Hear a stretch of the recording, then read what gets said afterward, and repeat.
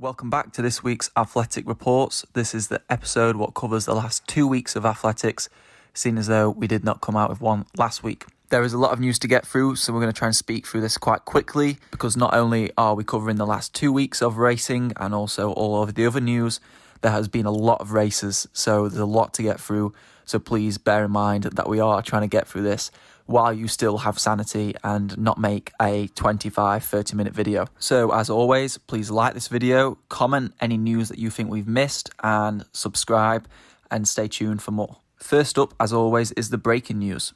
And since the last video, there has been 3 world records, so we're going to get into them first. Firstly, Keela Hodgkinson shattered the women's indoor under-20 world record for the 800 metres in Vienna last week. She ran a time of 1:59.03. The next world record is from Tracey, who ran the indoor women's 1500 metre world record in a time of 3:53.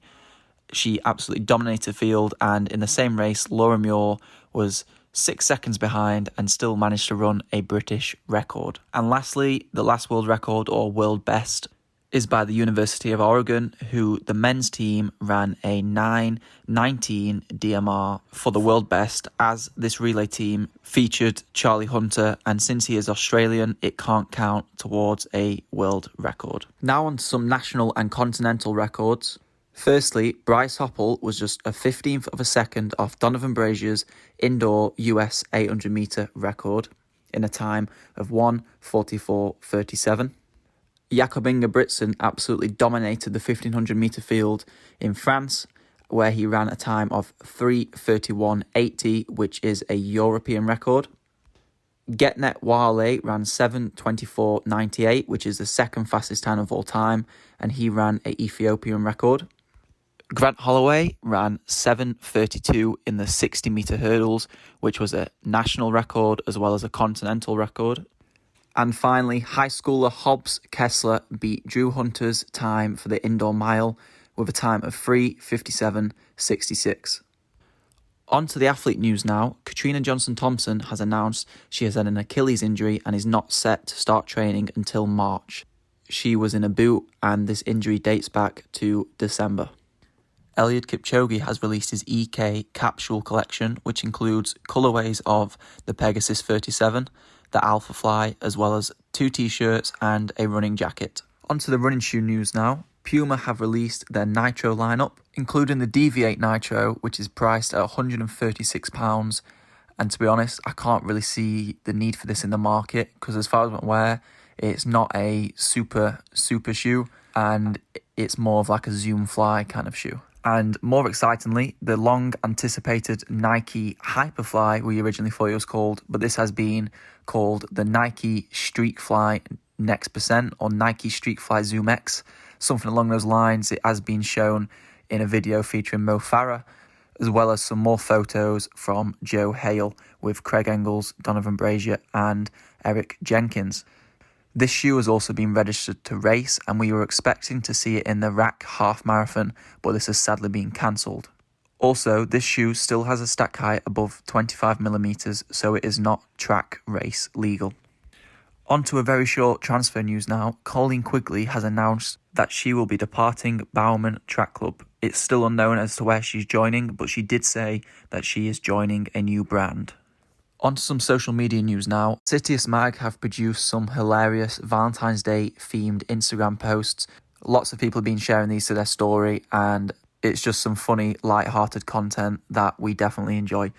So, on to the brunt of this news, and I do apologise if I have missed some results, which will definitely be the case, but I've tried to cover all the best results, or the key results from the last 2 weeks. Firstly, Renaud Lavillenie looks set to be back on his top form as he clears 6:02 and attempts to jump 6:20. He also cleared 6 metres in a previous event, so it's good to see that he's had some consistency, which he has been lacking in recent years. Dina Asher-Smith has run a few 60 metres this season already, but one what stands out is a 7:08 season opener, which equals her personal best. Bethwell Bergen beat the likes of Mo Qatar, Jimmy Gressier and Annie Butchart in a 3K race where he ran 7:34, and I must say it's possibly the easiest 7:34 I've ever seen anyone run. In that race, Andy Butchart ran a Scottish record of 7:40.85, which makes him the second fastest Brit ever indoors behind Mo Farah. Bershaw Jackson Jr. ran a 26-second 200 metre in a relay leg, and he's 8 years old, so that was pretty crazy to see. And you can watch that on some form of running media account, which we won't speak about here, but I'm sure by that note you can tell which one we're on about. And Christian Noble ran another D2 record with a time of 7:51.46 in the 3,000 metres. In Dusseldorf, Mondo Duplantis made his season debut and jumped 6:01. And now going back in time to Arkansas, where Matt Bowling ran a 20:53 200 metres. Charlie Hunter ran 3:54.54 and a national record in the mile. Reed Brown and Everett Smolders were also in that race, both running sub-4 as well. Cooper Teare and Cole Hocker both ran 7:46 in the 3,000 metres. Sage Herter won comfortably in the women's 800 metre race in a time of 2:02.54. Catherine Izzo and Lauren Gregory both ran 15:36 in the 5K, and Jasmine Moore did something pretty crazy and won the long jump as well as the triple jump. Back over to Europe now, where Solomon Barega ran 3:34.62 in a 1,500 metres to beat Bergen, Giles and Lewandowski, and Sean Tobin won the 3,000 metres in 7:48. Over in France, Duplantis jumped 6:03 and attempted to jump 6:19, and in that event he beat Lavillenie and Sam Kendricks. And now back over to America again, the Silver State XC Championships, where Connor Mance outkicked Nico Young in the men's race to win in a time of 22:50. Nico Young ran 22:52, and the men's BYU team finished in first. And also a big name in this was Casey Klinger, who finished fourth. BYU also won the women's team race, with Anna Camp Bennett taking second as their highest placed finisher. Bowerman hosted a race called the Prickly Pear, and the race results are as followed. Mark Scott won in the men's 3,000 metres in a time of 7:36.09.